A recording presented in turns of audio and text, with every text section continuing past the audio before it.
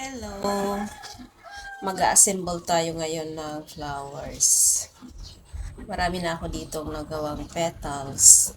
Ito, para sa sunflower. At ito ay daisy. So, gumawa ako ng sepal. Marami na ako nagawang sepal dito. At dahon. At ito yung panglagay natin sa gitna ng ating sunflower. So, let's start. Meron ako ditong pulmakan para sa aking sunflower. So, painitin lang natin yung ating glue. So, ngayon, maglalagay ako ng 8 petals dito sa aking molder. First layer.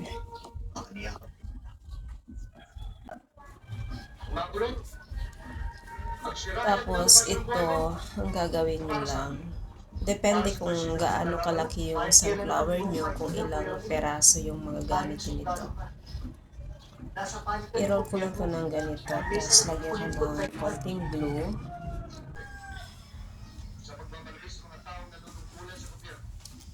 Ingatan yung malagyan ng glue yung ibabaw.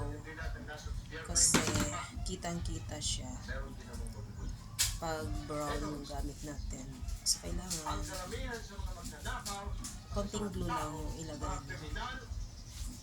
Kasi madikit naman yun. Nalagyan ko nga siya eh. So, kailangan hindi masyado.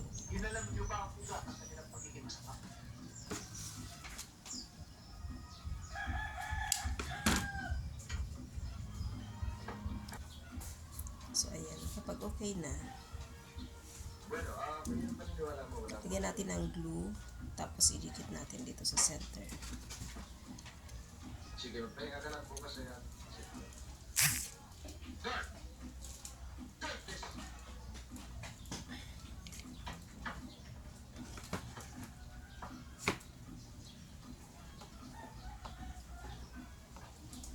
So, antay lang natin siyang matuyo.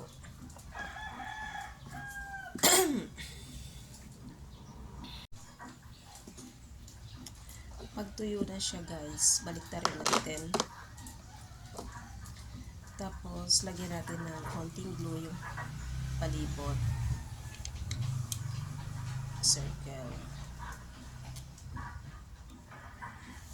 Tapos, ilagay naman natin yung second layer.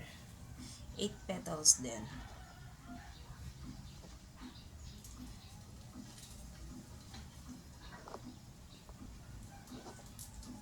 Kapag mayroon kasi akong gamit na molder, mas mabilis ko siyang gawin at matatansya mo talaga yung pantay-pantay. So, ganyan. Pag nalagay na natin yung second layer, wait for a minute. I-press mo para magdikit yung glue. Tapos, ito naman,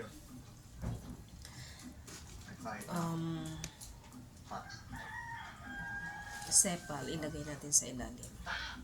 Lagyan mo lang ng konting glue, then idikit natin siya dyan.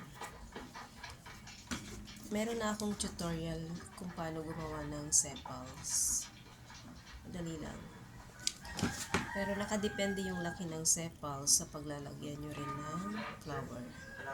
So, ganyan lang. Antayin natin matuyo. Diretso na natin ito i-assemble. Lalagyan ko na siya ng floral wire at floral tape.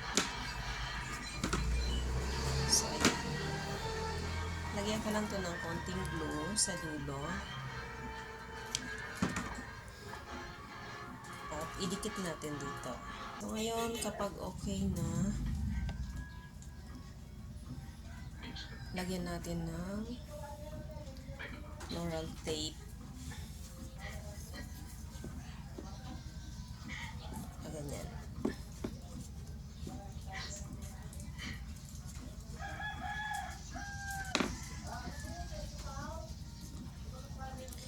Higpitan yung konti paglagay ng floral tape para yung medyo may dikit yan eh.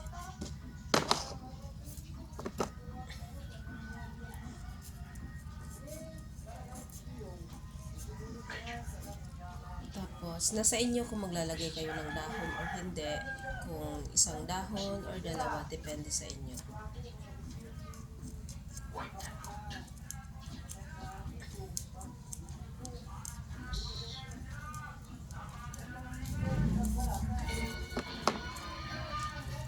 Ikot nyo lang hanggang dulo.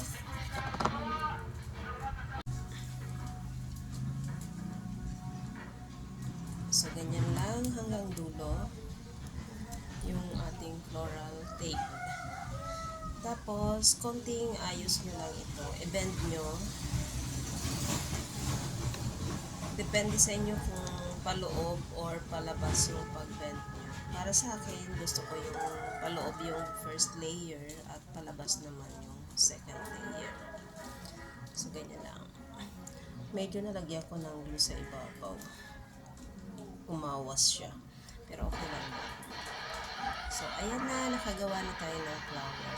So, dahil ilalagay ko siya sa single bouquet na wrapper, ibe-bend ko ito ng konti. Ganun.